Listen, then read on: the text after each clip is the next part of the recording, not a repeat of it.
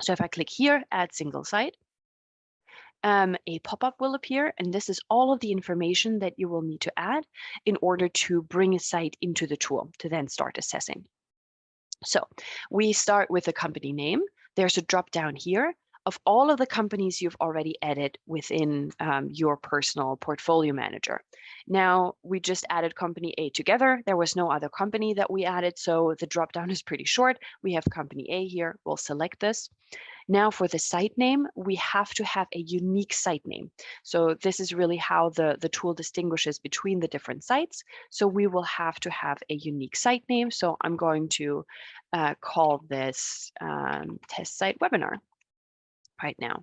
So this is the unique site name for the site we're about to add. Then you will have to add an industry.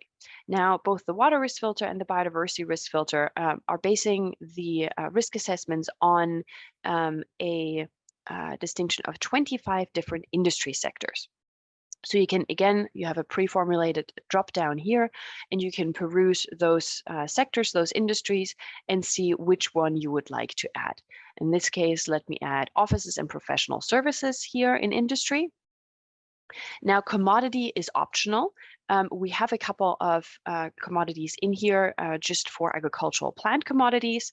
That is really a way of kind of subgrouping the agricultural plant sector, but it's optional, so I'm going to leave it out because it also doesn't pertain to the sector I have selected here, offices and professional services. While we are at the topic of grouping, we have here again the groups. They're optional. You don't have to choose any group for your site, but if you click on it, you will actually see all the groups that we have just seen in our portfolio manager, including the one we had just added. So in this case, I'm going to choose let's say sales and retail that fits with the offices and professional services. But again, this is optional. You don't have to choose any for this.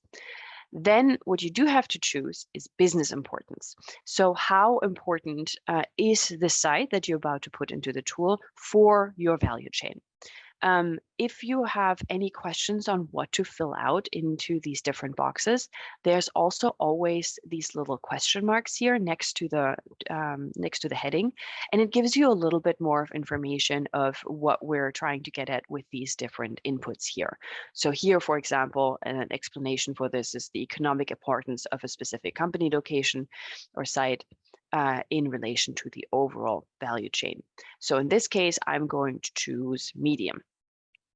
But this is something that you will have to work with a company that you're working with to assess what is the business importance for each site.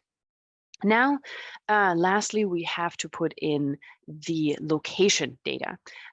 In the single site adding pop-up that we're seeing here, this is relatively easy because you can put in any location in this little space bar.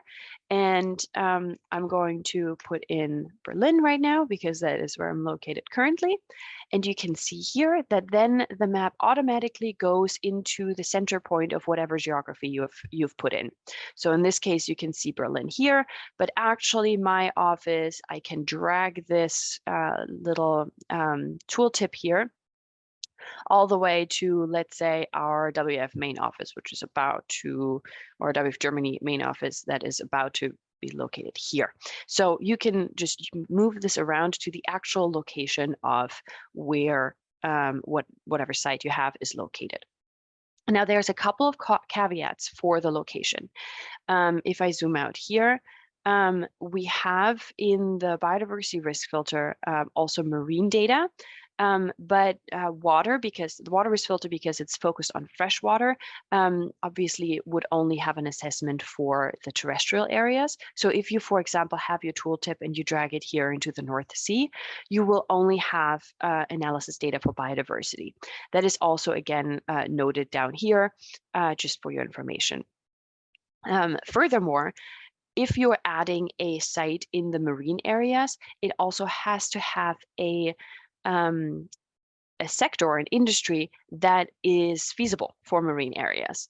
Well, offices and professional services isn't really feasible to be at a marine site. So if we're trying to add this, we're actually going to get a error notice that for this location, this industry is not applicable. last but not least, we have a couple of no data areas. So for example, Antarctica is one of them. So we do not have any data for Antarctica, neither in biodiversity nor in water risk filter. So if you would put your site into Antarctica, you would get the same error message. However, if you're in a terrestrial area, you will be able to get both biodiversity and water risk analysis. So again, you zoom into the center location of your geography that you're putting in, and you can move the tooltip around, and then it auto fills out the latitude and longitude of your location up here. Now everything should be fine, filled in, and we can add now our site. Our test site webinar. And again, here, this page now completely changes from having no data in it at all. We're going into this really full page where we have our test site now, the test site webinar. It belongs to company A, that's what we selected, into offices and professional services, and all of the other information in here. And now we could already start with analyzing biodiversity, analyze water,